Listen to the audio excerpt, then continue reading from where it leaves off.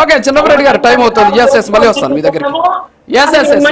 Okay Pawan Kalyan ఏం మాట్లాడారు కాదులేండి, పవన్ కళ్యాణ్ ఏం మాట్లాడారు అదే చెప్పేది. టార్గెట్ అంతా పాపం పవన్ కళ్యాణ్ చుట్టూ తిరుగుతా ఉంది.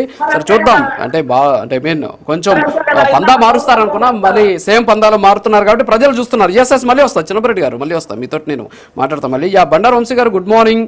సో ఓవరాల్గా రావణ్ ఎపిసోడు మొత్తం జగన్మోహన్ రెడ్డి గారు అలాగే వైఎస్ఆర్ కాంగ్రెస్ పార్టీ టీమ్స్ మాకు చాలా సపోర్ట్ చేశాయని చెప్పేసి వాళ్ళ టీం మెంబర్స్ వచ్చి మాట్లాడారు. పాపం ఇప్పుడేమో చిన్నపరెడ్డి గారు మాకు సంబంధం లేదు, అతనికి మాకు ఎలాంటి సంబంధం లేదన్నారు. ఒకసారి కాకాని గోవర్ధన్ రెడ్డి గారు నేను మాట్లాడారు, ఒకసారి అది విన్న తర్వాత మీరు రియాక్ట్ అవుతారు. ప్లీజ్ సార్ ఒకసారి అది ప్లే చేయండి.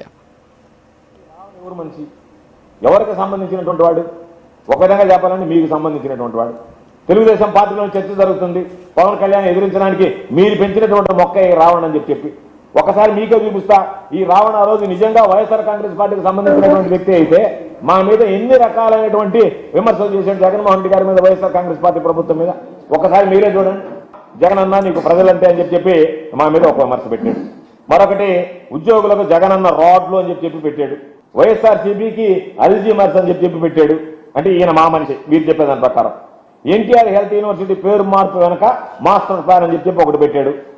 ఆ తర్వాత పవన్ కళ్యాణ్ పెళ్లితో నీకొచ్చిన నొప్పేంటి జగన్ అన్న అని చెప్పి పవన్ కళ్యాణ్ సమర్థిస్తా, జగన్మోహన్ రెడ్డి గారిని విమర్శిస్తా ఒక ట్వీట్ పెట్టాడు.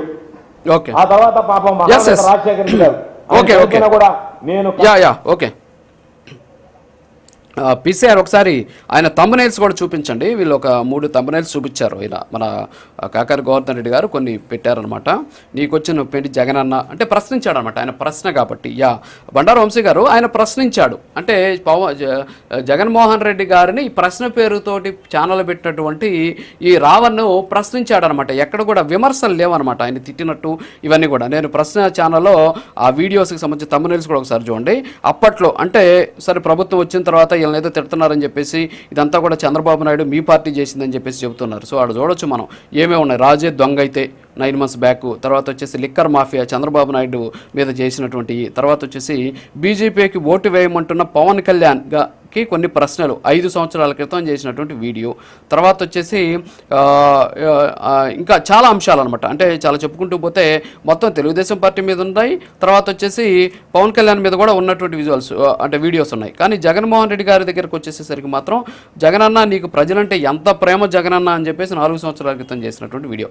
అన్న అని చెప్పేసి ప్రశ్నిస్తూ మాట్లాడాడు అప్పుడు, ఇప్పుడేమో బూతులు తిడుతూ మాట్లాడుతున్నటువంటి పరిస్థితి ఏంటి? వదిలేశారా ఇప్పుడు పాపం రావణ్ పరిస్థితి ఏంటి? అటు ఇటు కాకుండా అయిపోయినట్టేనా ఏంటి? మీ